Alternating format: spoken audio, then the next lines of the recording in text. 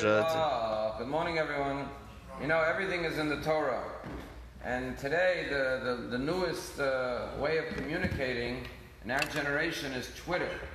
And our president is known as the Twitter-in-chief. And the idea of Twitter, tweeting, is actually in the Torah. In this week's Torah portion, we find the Mitzorah, the one who became afflicted with contamination known as leprosy. It's not leprosy, but it's a blotch that he had because he spoke Lashon Hara. He has to atone for his sin. And what does he have to do? He has to bring 2 birds as atonement. And the rabbis say, why birds? And the rabbis say, because birds are always tweeting. They're always chirping to one another. And therefore, this guy was gossiping too much. He was tweeting too much. That's what the rabbis say, like a bird. He was tweeting all the time. And therefore, he has to bring an atonement by bringing 2 birds. However, the question is, why 2 birds? If he spoke Lashon Hara, why not just 1 bird? And the answer the Zohar gives is very fascinating. That when you speak Lashon Hara, you're committing a double sin. The first sin is that you spoke negative. You tweeted negatively. You chirped negatively, like the bird.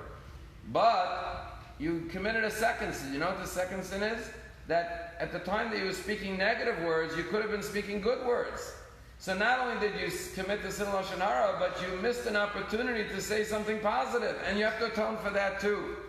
So instead of tweeting something negative, that tweet could have been a positive tweet. So you have to atone for the negative, plus for not saying the positive.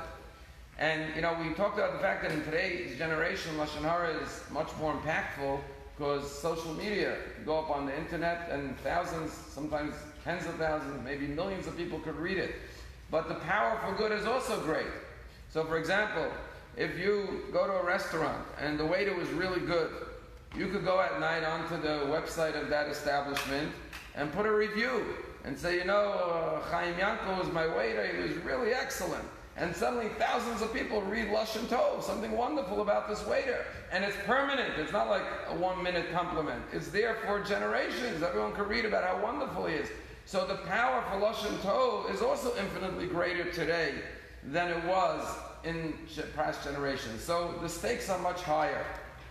One of the commandments in this week's parsha says that the walls of the building would also get leprosy.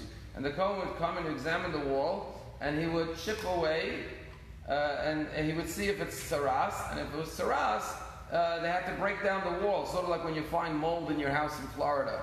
You got to break down the wall to get rid of the mold. But the Rashi says that many times when they chipped away at the walls to take away the saras on the walls, they found treasures in the walls.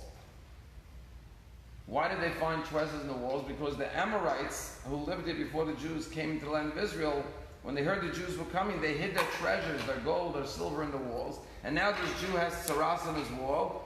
The Kohen comes, he has to demolish the wall, like take down the sheetrock, you know, like in today when there's mold on the walls. And he discovers a treasure in the wall. So this is what Rashi tells us. But the question is, why reward the guy for speaking Lashon Hara that he discovers a treasure? And the answer is that there's a message to the guy. You only looked at the surface. You saw discoloration, you saw mildew, you saw mold, you saw something negative in a person. Your sin is that you focused on that. Had you broken down the outer surface, looked beneath the outer layer and facade, everyone has treasures in them, everyone has good. You could have spoken about their inner good. You could have found something positive to say. And therefore, you should never look at the surface, look at the treasure behind the wall. I'll tell you a story I just read. There was this couple, they went on a vacation.